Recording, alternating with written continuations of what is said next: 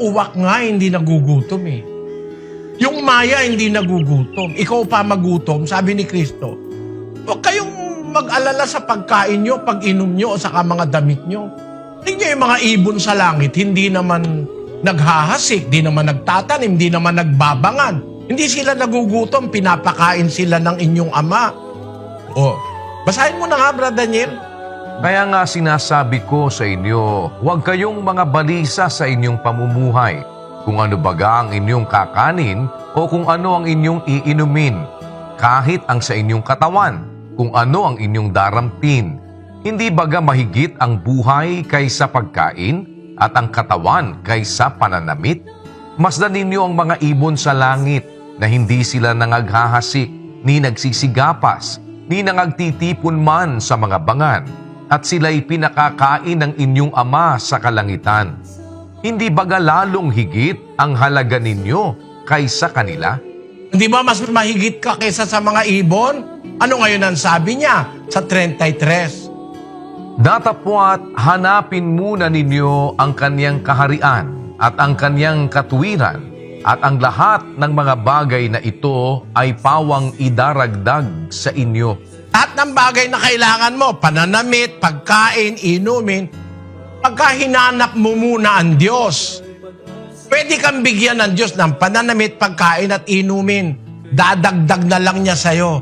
Kasi yung salitang dagdag, mas importante yung dinadagdagan kaysa sa dagdag. Eh, alin yung dinadagdagan? Pag nakita mo na yung kaharian ng Diyos, yung katwiran ng Diyos, the righteousness of God, the justice of God, the divinity of God, nakita mo na yung kanyang mga aral, dadagdag na lang sa yung pagkain, inumin, at saka yung pananamit.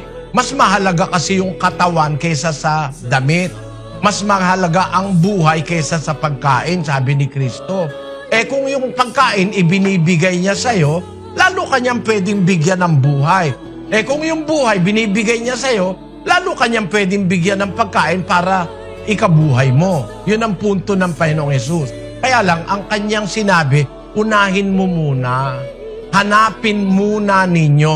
Seek ye first the kingdom and the righteousness of God, and all these things shall be added unto you. Yan ang sikreto ng financial prosperity sa Biblia. Lahat ng kailangan mong wisdom, idadagdag sa iyo ng Diyos. Bibigyan ka ng kanyang kaalaman. Gaya nung naranasan ni David, sabi ni David, pinarunong ako kaysa sa aking mga kaaway ng iyong mga utos. Tapos sabi niya, ako'y may higit na unawa kaysa lahat ng tagapagturo sa akin. There is no other way for us to be able to physically and psychologically face all the challenges of life, even our financial problems, than knowing the will, the commandments, and the instructions of our Creator. Ang maipapayo ko sa iyo, kapatid, kung hindi naman kalabisan, kung pwede kang umattend sa mga indoctrination sessions, matututunan mo lahat yon that will make you psychologically, physically, spiritually wiser than other people. At yun ang kumbaga yun ang naka-equip sa'yo na hindi pwedeng manakaw ng iba, yung katuruan ng Diyos, yung mga salita ng Diyos, hindi pwedeng nakawin yun, nasa puso yun eh. Yun ang magdidirect ng iyong mga gusto, mga plano. 16 ng Kawikaan, versikulo 9. Ganito nakasulat. Ang puso ng tao ay kumakatha ng kanyang lakad, ngunit ang Panginoon ang nagtutuwid ng kanyang mga hakbang. Meron kang plano, no? Sasali ka sa financial trading, ano?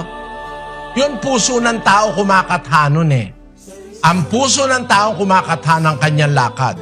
Sa English, ang sabi, A man's heart deviseth his way, but the Lord directeth his steps. it is up for you to devise, to plan, to dream, even the impossible dream.